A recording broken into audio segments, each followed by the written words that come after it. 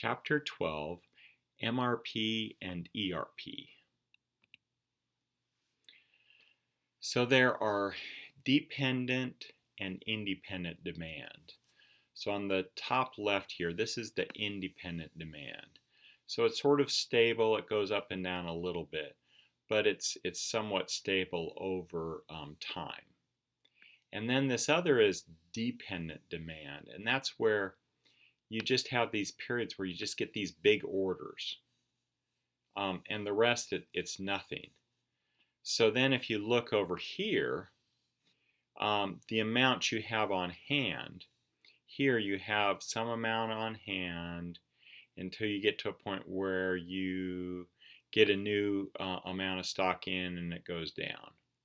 Now the amount on hand here, where you have these lumpy orders, all you need is enough to cover that lumpy order, right here, and then right here and right here. So it sort of shows the difference between dependent versus independent demand.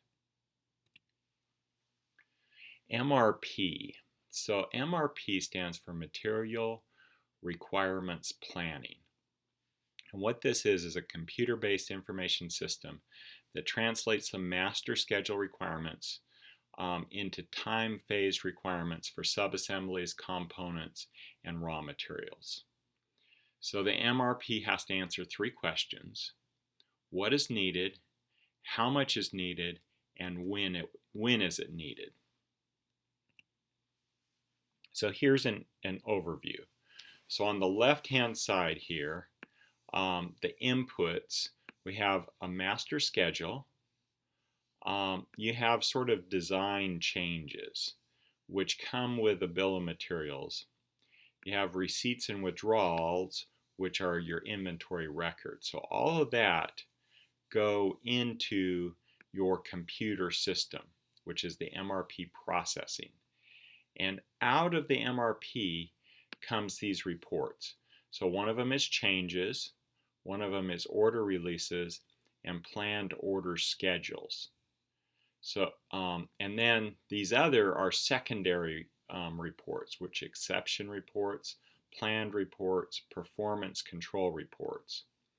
And then you also have inventory transactions coming out of it, which really is these inventory records over here. So that's an overview of the MRP system.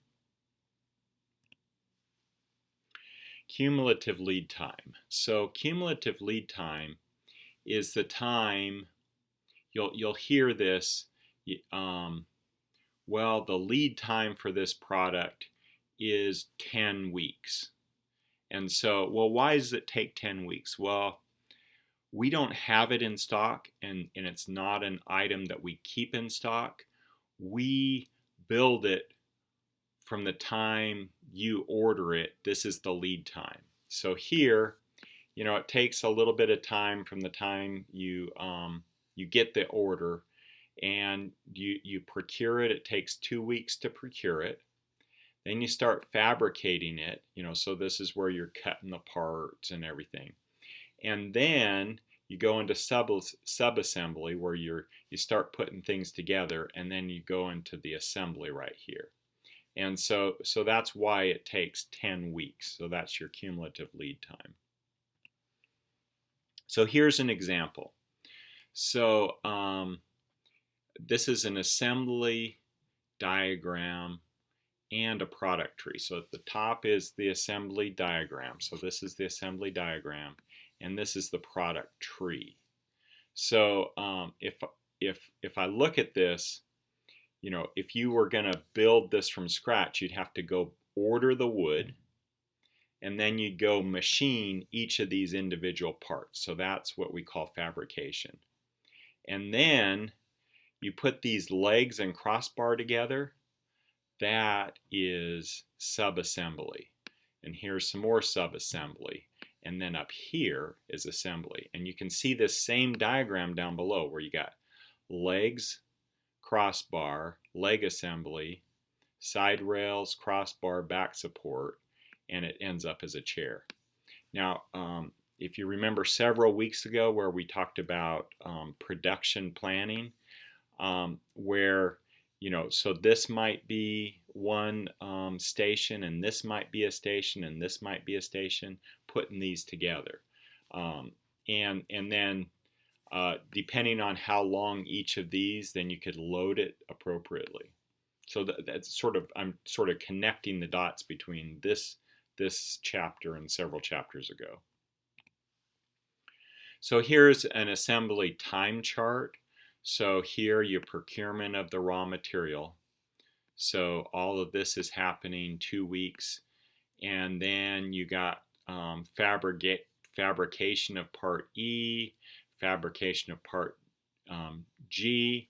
And here in this case, you could actually procure this a little bit later because there's no fabrication involved. So you procure this, this goes into this subassembly, this goes into this subassembly, and then the final assembly and inspection.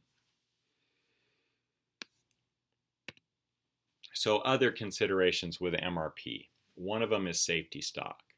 So theoretically, you don't require safety stock with MRP because you know exactly what you have.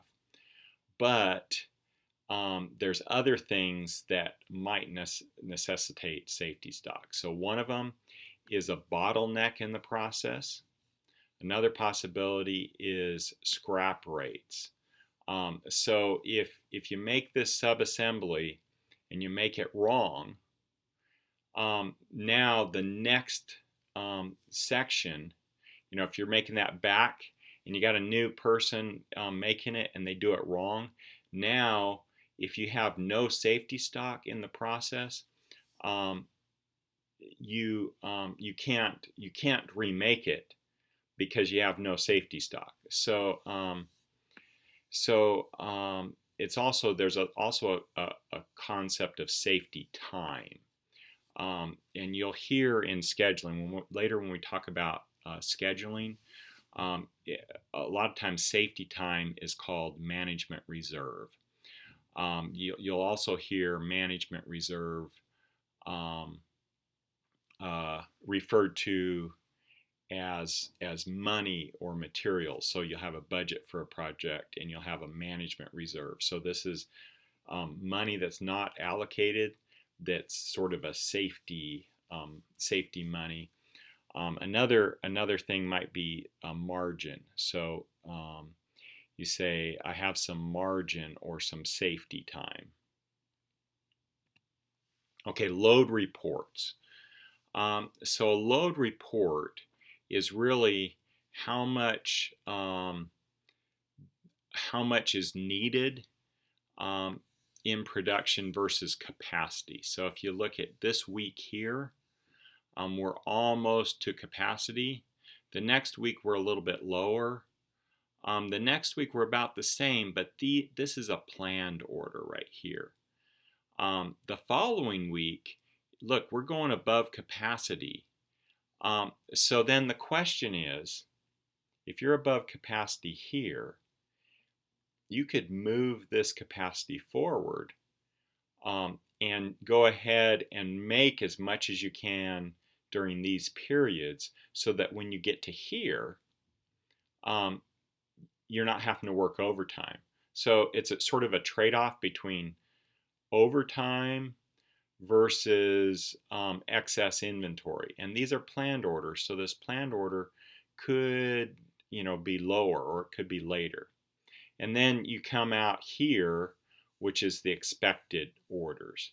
And so if you look at these periods, this green is the near term, this is the squishy, and this is sort of the long term. ERP, so this is Enterprise Resource Planning. And it's taking really the concepts of MRP and applying them at a global level. So a lot of ERP systems focus on accounting and finance as sort of the central piece. And the nice thing with that is all the money is going in and out of it. You can track everything. Marketing can do the sales, lead generation, target marketing, direct mail, and sales. So that's a piece of marketing. Human resources, they have a database for all the employees. Purchasing, they can have their vendor, price negotiation, purchase decision, bill payment, all of that can be in there. Production planning, and so that's where you're integrating forecast, orders, production, all of this stuff, and a lot of the MRP master scheduling thing can go into production planning. Inventory management, how often do you manage inventory, and replenishment rules, all of those can be there.